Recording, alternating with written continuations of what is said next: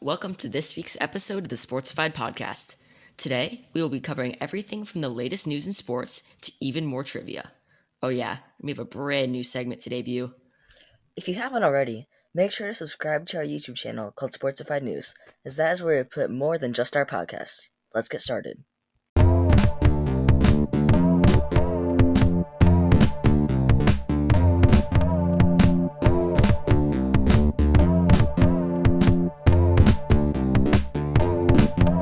Sportsified.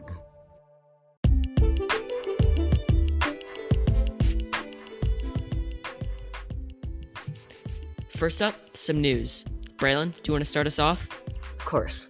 Released by the Bengals last week, quarterback Andy Dalton has signed with the Dallas Cowboys, in a story we've covered more on our website. Next up, Chicago Bears declined Mitchell Trubisky's fifth-year option after trading for Nick Foles from the Jaguars earlier this offseason. This signals that Trubisky will most likely not be a Bear come 2021. Yeah, the Bears are in an interesting quarterback situation right now, but in more NFL news, the Dolphins have traded former first-round pick defensive end Charles Harris to the Falcons for a 2021 seventh-round pick. In my opinion, that's a huge steal for the Falcons. In more Bear news, they signed 35-year-old wide receiver Ted Jr. The Chiefs have reached a deal with undrafted free agent ex-Michigan quarterback Shea Patterson. Now, the NFL is still planning on starting the season at the normal time and is set to release the full 17-week schedule next week. Sadly, retired Athletics All-Star starting pitcher Matt Koch died yesterday at 64.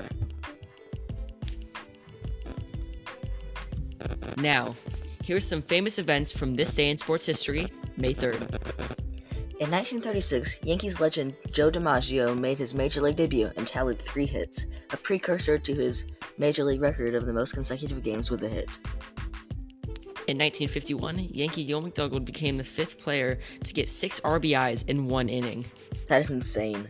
I don't know how you can do that. 19 years later, the Knicks beat the Lakers in the NBA Finals 4-3. 7 years after that, Ricky Bell from USC is the first pick in the NFL draft to the Tampa Bay Buccaneers. In 1979, 2 years later, another first pick overall, Tom Cousino was the first pick from Ohio State by the Buffalo Bills.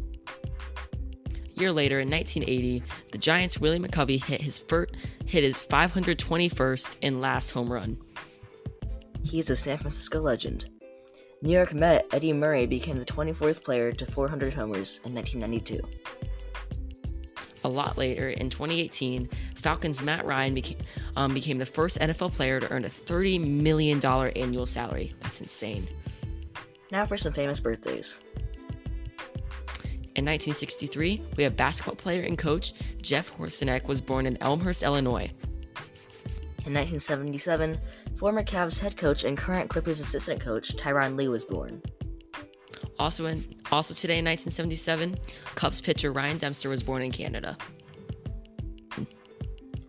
Now for a brand new segment. We call it Career in Review, and it is a way to look back on some of the greatest players in sports history. For the debut of this segment, we have chosen Seattle Supersonics legend Shawn Kemp.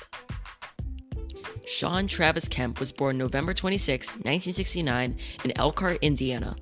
He attended Concord High School and was a 4-year varsity starter. He was ranked as one of the top 5 players in the nation his senior year and led his team to the state finals. Kemp became not only his school's single game and single season scoring leader, but became the all-time leading scorer in his home county. Sadly, he lost the title of Indiana Mr. Basketball to Woody Austin. Some believe he was not awarded this award as he had already committed to the University of Kentucky instead of playing in state, but that remains speculation. Woody Austin had committed to Purdue. Kemp was selected to the 1988 McDonald's High School All-American team his senior year. In the All-American game, he scored a team-high 18 points for the West, despite losing the game 105-99. As we mentioned earlier, Kemp had signed on to play basketball at the University of Kentucky. Unfortunately, he failed to pass the minimum SAT score requirement and was not allowed to play his freshman year. He left the team in November after being accused of stealing and pawning 2 gold chains, reported stolen by his teammate and coach's son, Sean Sutton. Sutton never pressed charges, but Kemp transferred to Trinity Valley Community College. After a semester where he had yet to suit up in a college game, he declared for the 1989 NBA draft. He was drafted 17th overall in the first round by the Seattle Supersonics. The 6'10" center became the youngest player in the NBA at the time and found a mentor in teammate Xavier McDaniel. Kemp continued to improve as the season went on and eventually found his way to stardom. He entered his second season with the Supersonics along with teammates Gary Payton, Eddie Johnson, Ricky Pierce, and current Pacers coach Nate McMillan. As one might suspect, they did quite well with a record of 41-41. Along the way, he picked up the nickname Rain Man, spelled R-E-I-G-N, after an announcer saw a poster with the name and thought it fitted Kemp. We now interrupt this part of our podcast for a quick message from our sponsor. Today's episode of Sportsified is sponsored by Anchor. So if you've never heard of Anchor before, let me explain. First of all, it is entirely free, which is awesome. A lot of other podcast uploaders and just podcast creation tools out there cost money, but Anchor is completely free. That's awesome. And it includes creation tools that allow you to record and edit your podcast right from your phone or computer. It is a lifesaver for sure. Oh yeah, and Anchor distributes your podcast for you, so you can automatically be on Spotify, Apple Podcasts, and many more. Oh yeah, and you can make money from your podcast with no minimum listenership. It's everything you need to make a podcast all in one place. Oh yeah, and personally, I've made multiple podcasts using Anchor, and I love it. It is so simple, so easy to use. It's awesome. So, interested? Download the free Anchor app or go to anchor.fm to get started today.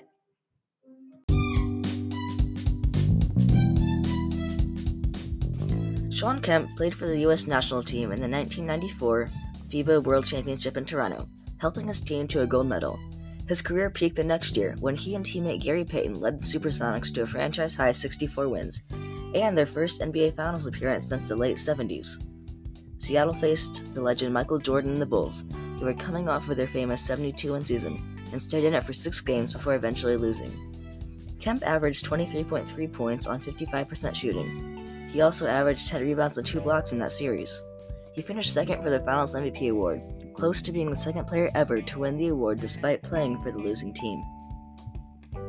He signed a contract extension in 1994 with the Supersonics in a deal that could not be altered until 1997 due to league rules. He became upset with this new contract despite his agent understanding the terms, and it didn't help that the Supersonics signed Jim Gilvane to a 7-year, $33.6 million pact. Kemp refused to play in the 96-97 and didn't attend training camp for 22 days. Despite all this, he still came back and helped lead his team to a 50-plus game season before losing to the Hakeem Olajuwon and Clyde Drexler-led Rockets in the second round of the playoffs. The Supersonics decided to trade him to the Cleveland Cavaliers in a 3-team trade that sent Kemp to the Cavs, Terrell Brandon and Tyrone Hill from Cleveland to Milwaukee, and Bucks forward Vin Baker to the Supersonics. He played 3 seasons with the Cavs before hopping around to teams such as the Portland Trail Blazers and the Orlando Magic. Despite suffering from problems controlling his weight, he posted career-high numbers during his years in Cleveland, but his play declined significantly with his final two teams. Kemp tried and failed several times to rejoin the league with teams such as the Dallas Mavericks and Denver Nuggets. He even drew interest from teams like the Bulls, but ultimately never showed up to his scheduled workouts. He was eventually announced by the Supersonics as a member of their 16-player, 40-year anniversary team. He played briefly in Italy before completely retiring from the game of basketball. Shawn Kemp definitely left his mark on the league and appeared in 6 straight All-Star games and was selected to 3 All-League teams. He is still alive today and has 7 kids, one of which, Shawn Kemp Jr., played for the University of Washington. He now remains in Seattle, the city that made him a legend. Now, to conclude our show, we have some fun trivia for y'all. Braylon, start us off. As always, you will have 10 seconds to contemplate your answer and relay your answer through vocals to your favorite media consumption device. Now, who was the first MLB team to wear numbers on their jerseys? You have 10 seconds.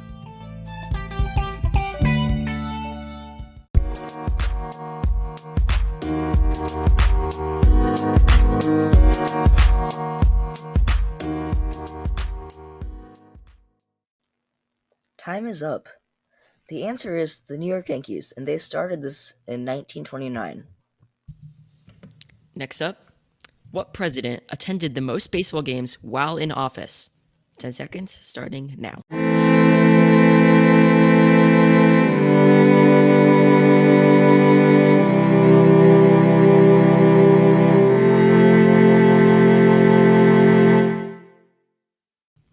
That is all the time you have. If you said Harry S. Truman with 16, you are correct. How many tennis balls were used at the 2016 Wimbledon tournament? 10 seconds.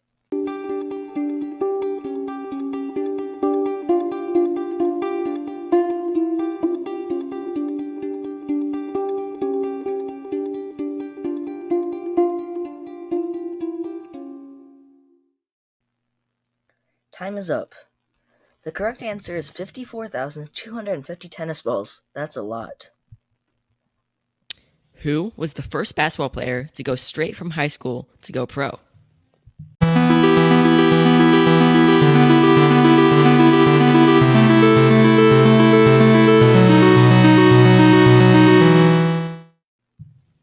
The correct answer was Moses Malone, who skipped the University of Maryland to play for the ABA's Utah Stars. Our third to last question is, this is probably one of the weirdest ones. What are NFL flags weighted with? 10 seconds.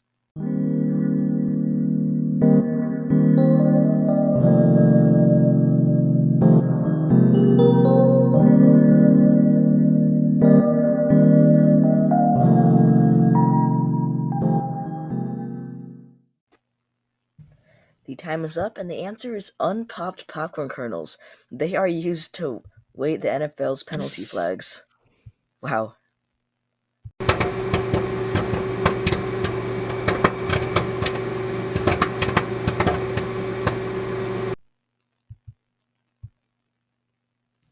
Now, this is just a weird fact that we couldn't really make a question for, but in 1989, minor league pitcher Tim, not sure how to say that. Braylon, do you want to help me out? Tim Fortugno. Yes, Tim Fortugno was traded for $2,500 and 144 baseballs. Yeah, I feel bad for that guy. Yeah. Now, what uncommon activity was made into a sport in China? So slightly dangerous. 10 seconds starts now.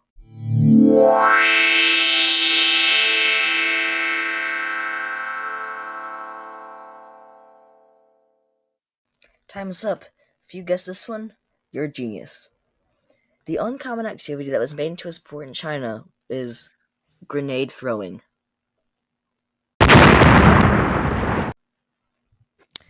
Thanks for listening to this episode of Sportsified, and make sure to check out our website at sportsifiednews.wixsite.com/home. Also, we have more content than just our podcast on our YouTube channel. Just look up Sportsified News on youtube.com or the YouTube app.